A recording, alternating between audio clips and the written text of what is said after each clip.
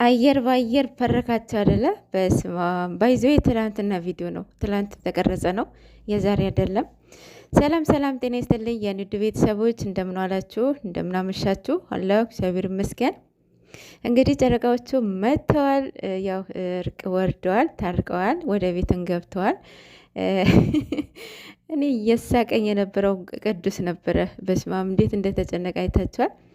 አያችሁ መጀመሪያ ብሩክ ጋ ነው ቴክስት አደረገለት። እሱ ግን አሁን ወጥቻለሁ ሲለው ቅመሟ ጋራ ቴክስት አደረገ። እሷ ደግሞ ቀምራ ጠበቀችው ማለት ነው። ብድር በምድር ለማንኛውም ማለት ነው። ያው በትንሹም ትንሽ አስጨንቋቸዋል። የምር ነው የደነገጠው እንትና ቅዱስ የምር መስሎት ማለት ነው።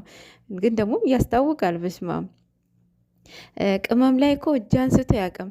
ወይኔ ያ ሁሉ በጣም ጦርነት ውስጥ ገብተው ራሱ አንድም ቀን እጅ አንስቶባት አያውቅም። የመጀመሪያ የዛን ቀን የፍቅር ጥፊ ነው መታት። ባይዞይ ማርያምን ትንሽ ያው የባለ ጥፊ መድኃኒት ነው ይባላል አይደለም። እንግዲህ ቅመምዬ የኔ ቆንጆ ትንሽዬም እኔም ማፍልቼ ነበረ ብላለች። እና አሁን ይኸው እሱም ራሱ ተናገረ። እዛ ጋር ፕራንክ ነው ብለው መናገር ይችሉ ነበረ እና እንደዚህም አይጓዙ ነበረ ማለት ነው። ያው የሁለተኛ እንደዚህ አይነት ፕራንክ አትደራረገው ጨረቃዎቻችን ማለት በቃ ይሄ መጥቀናናት ምናምን በቃ ፋሽን አለፈበት ይመስለኛል። እናንተን በደንብ እንደምትዋደዱ በደንብ እንደምትፋቀሩ ይሄ ዓለም ሁሉ የሚያውቅ ነገር ነው። በዛ ላይ የእናንተ እንደ ሌሎቹ የማትለጣጠፉ ናችሁ።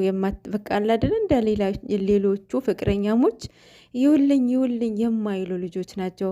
በጣም ስነ ስርዓት ያላቸው በጣም ቁጡ መቤቴን እኔ ከዩቱበር ካፕሎች ማለት ነው። እኔ እንደ ጨረቃዎቹ በስማ ማርያምን እንደ ሌሎቹ አይደለም ማለት በቃ የረጋ ወተት ቅቤ ይወጣዋል ይባላልና ገና ወደ አዲስ አበባ ሳሄዱ ቡታጀራ ላይ ገና ሲገናኙ ማለት ነው በቃ ሁሉም ነገር ፕራይቬት ነው ያደረጉት። በሚስጥር ያዙ። ያው አሁን በዚህ አመት ነው ዋናው በደንብ ጎልቶ የወጣው ፍቅራቸው በዚህ አመት ውስጥ ነው ብዬ አስባለሁኝ። ይህንን ደግሞ የነሱ ውጤታማ አድርጓቸዋል፣ ህዝቡም ላይም ማለት ነው ሌሎቹ እንዲማሩበት አድርገዋል ማለት ነው። እና ጨረቃዎቻችን ሁለተኛ እንደዚህ አይነትን ፕራንክ አትደራረጉ ማለት በቃ በእናንተ ፌር አይደለም። አሁን ብሩክ እንደ በፊት አይደለም ማለት እመልሳለሁ የሚል ሀሳብ ይኖረዋል ብዬ አላስብም። ምክንያቱም ብዙ ነገር ስለተማረበት አያደርግም። አሁን ራሱ ተናግረዋል፣ ያው ፕራንክ ነው ምናምን ብሏልና ኤንዌስ የትላንትና ቪዲዮ ነው፣ የዛሬ የተቀረጸ አይደለም።